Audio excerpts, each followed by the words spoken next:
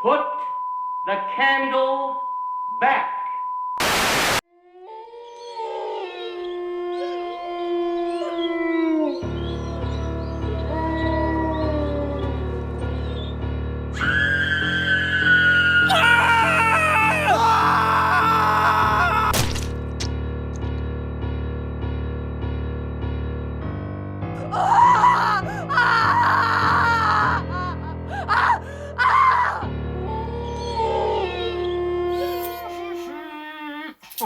This microphone. Oh well. Hello everybody and welcome to Snoboween 2023. And yes, I know this isn't Norbit, but you see, Norbit made me so angry that I almost caused the heat death of the universe.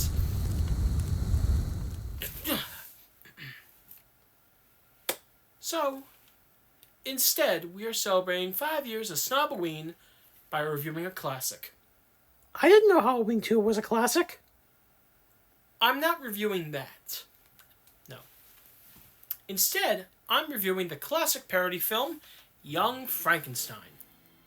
Mel Brooks. That name means a lot to many people. For me, I think of classic comedies like Spaceballs, Merchandising! Where the real money from the movie is made. Blazing Saddles, I must see you alone in my dressing room right after the show. and The Producers. Papa no wants to play with baby. I think Papa's neck is broken. Oh, and The 12 Chairs. 105. Part of what made Mel Brooks so great was the talent he collaborated with. One of those great collaborators is the late Gene Wilder. Gene Wilder was a fantastic actor, and my introduction was obviously Willy Wonka and the Chocolate Factory. His portrayal of Wonka had my attention from the start and never lost it. As I got older, I started watching his other films, like Stir Crazy,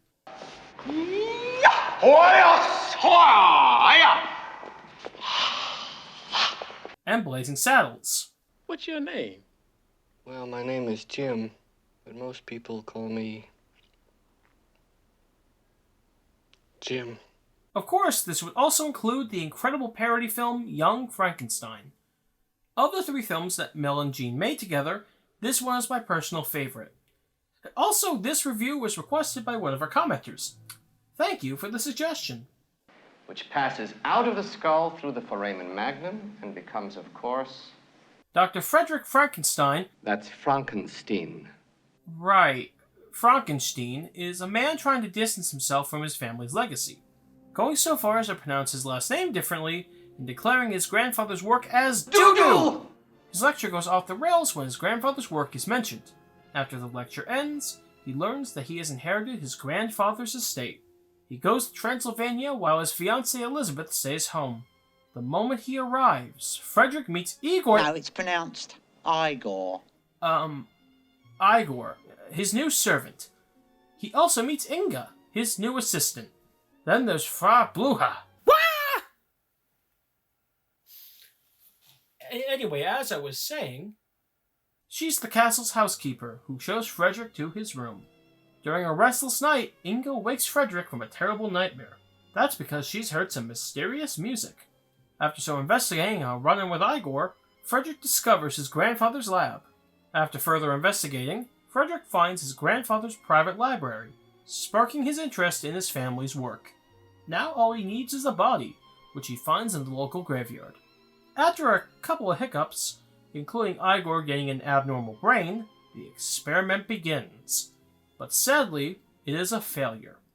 Meanwhile, in town, the villagers are upset with Frederick's presence. This includes Inspector Kemp, who is curious about the new Frankenstein. Which is good, since back at the castle, Frederick's creation is alive! Question is, will the creature go on an adventure? Will Frederick embrace his legacy? And what does any of this have to do with Frau Bluha? Ah! I really need to stop giving him coffee. We shall hurl the gauntlet of science into the frightful face of death itself. Gene Wilder is great in this film. Like in his other films, his portrayal of Frederick constantly flows between sanely calm and manically insane. His comic timing is also great. I'm sure we'll get along splendidly. Oh, sorry, And where is my grandfather's private library? I don't know what you mean, sir. Well, these books are all very general. Any doctor might have them in his study. Life, do you hear me? Give my creation life! If you're blue and you don't know where to go to, why don't you go where fashion sits? I love Marty Feldman's perfectly wacky performance as Igor. His sass is unmatched, and he is also perfect with Jean. Wait, Master. It might be dangerous. You go first.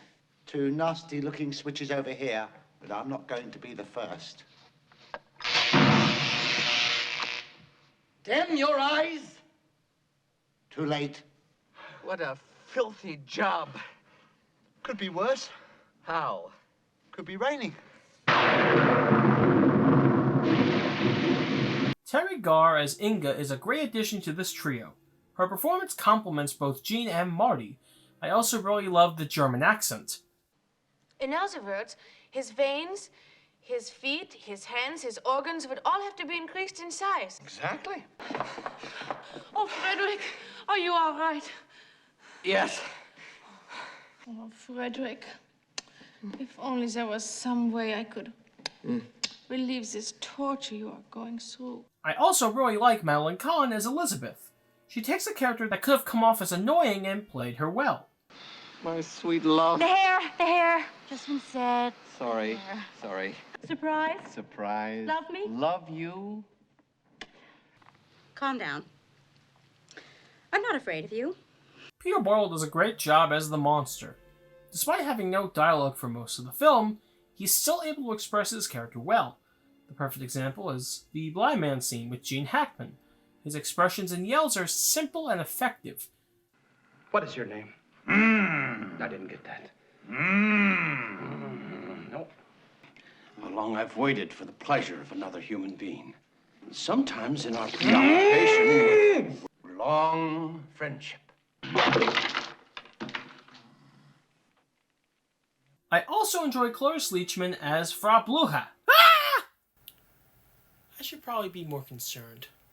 I love her performance because it gives the character this great mysterious vibe. Stay close to the candles. The staircase can be treacherous. This is the only library I know of, Dr. Frankenstein. Frankenstein. Jesus Christ, get me out of here! To me, this film is an incredible parody. That's because its jokes come from a place of love, not hate. You can feel the respect both Mel and Jean have for the Universal Frankenstein films. The film's jokes perfectly poke fun while still playing it straight. For God's sake, come on! Are you trying to make me look like a fool? This is very minor, but part of me wishes that the will reading scene was left in. It's the only deleted scene I feel should be added back in, but I don't think its removal ruined the film, nor did I ever feel like there was anything missing. Still, its inclusion would have been neat. Not of yours. Of yours. Of yours. That's a tough choice. You're a tough guy. Here's a fun fact. This film actually uses the lab equipment from the Universal Frankenstein films. Mel Brooks was able to rent the equipment from its maker, Kenneth Strickfaden. Good thing too, since it really tied the lab together. It gives the film the authentic look they were going for. Same goes for shooting the film in black and white as opposed to shooting in color, then desaturating it later. Something I find fascinating is the fact that there's a musical adaptation of this film. From what I've seen of it, it's fine, I just don't think it's going to be as good as the original film. Then again, I also have mixed feelings for the musical version of the producers. Don't panic. Don't panic. Don't panic. When you got it, show it. And now I'll be on my way before my voice gets any higher.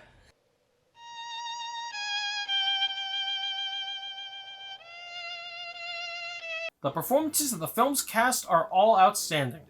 It's an incredible parody film made with love. While I would have loved to see that one deleted scene in the final cut, the film is still great without it. The authenticity brought from using the original lab equipment and shooting in black and white are nice touches.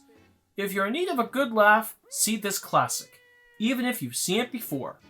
I think I hear the ocean. Thank you all for watching. I'll see you for Snobmas. And one more thing. Bruha! Ah!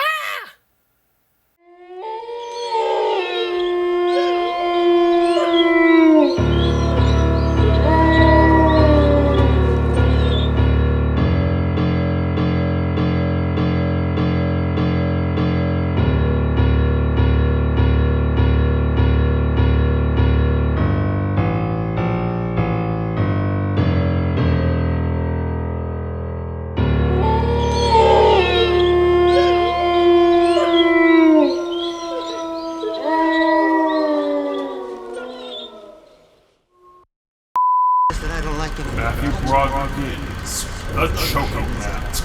Rated NC-17 because fuck you. What?